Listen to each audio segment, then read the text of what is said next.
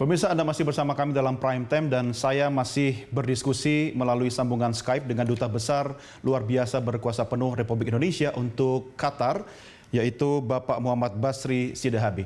Excellency, terima kasih masih bersama kami. Terkait dengan warga negara Indonesia yang kemudian harus melakukan karantina mandiri, Pak. Apakah ada dukungan logistik dari kedutaan besar yang bisa diserahkan atau diberikan kepada warga negara kita, Pak? Oh, ada, Pak. Nah, seperti yang saya sampaikan tadi terdahulu bahwa kita sudah membagikan 829 paket. Dari ada juga sumbangan dari teman-teman yang profesional. Karena teman-teman profesional mempunyai uang kelebihan, maka kita menggabung dalam Satgas. Jadi insya Allah teman-teman kita orang Indonesia di sini tidak kekurangan apapun.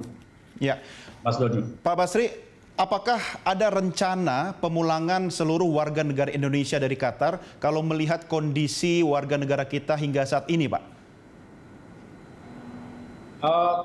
Tidak ada. Jadi tergantung dari company di mana dia bekerja. Kalau misalnya masih dipakai untuk bekerja, maka kami tidak memulangkan. Hanya ada beberapa, kurang lebih kira-kira sudah 20 orang kita kembalikan karena boleh dikatakan bukan di PHK istilahnya, layoff dari sini karena kondisi company-nya itu kurang, karena tidak ada kegiatan sehingga di layoff, maka itu yang saya kembalikan ke Indonesia. Sedangkan yang masih profesional dan dibutuhkan tidak dikembalikan karena penanganan juga COVID di sini sama dengan di Indonesia, sama-sama baik. Baik, Pak Basri, Excellency, saya ingin mengetahui terkait dengan kondisi kerjasama bilateral antara Indonesia dengan Qatar, Pak. Terkait dengan dampak corona yang melanda sebagian besar dunia, apakah memiliki kaitan atau dampak terhadap hubungan ekonomi Republik Indonesia dengan Qatar hingga saat ini, Pak?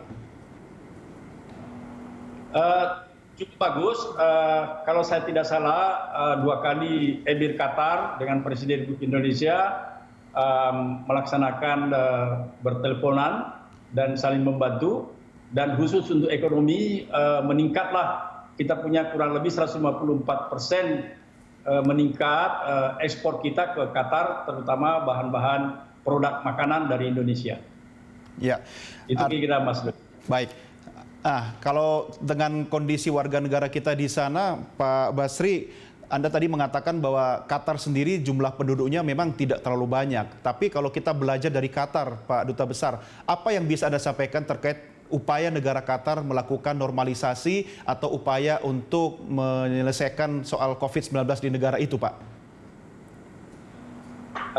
Seperti diketahui sekarang bahwa di Indonesia juga sudah mulai start istilahnya new life, atau kita hidup berdampingan, hidup dengan adanya kehidupan yang baru yang harus serba bersih. Di sini juga dilaksanakan seperti itu, dan makanya saya bilang di sini cukup gampang untuk melaksanakan bagaimana mendisiplinkan masyarakat di sini karena tidak terlalu banyak. Dan kami diplomat tidak termasuk yang sering diperiksa oleh polisi.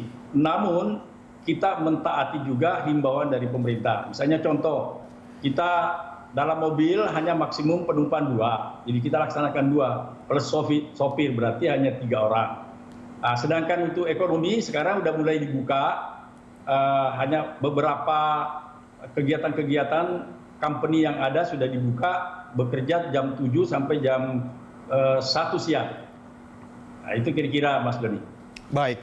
Pak Basri, terima kasih sudah berdiskusi bersama Prime Time Berita 1. Salam hangat kami untuk keluarga dan seluruh warga negara Indonesia di sana, dan tetap jaga kesehatan, Pak Basri. Ya, sama-sama. Kita stay healthy. Terima kasih. Terima kasih. Assalamualaikum warahmatullahi wabarakatuh.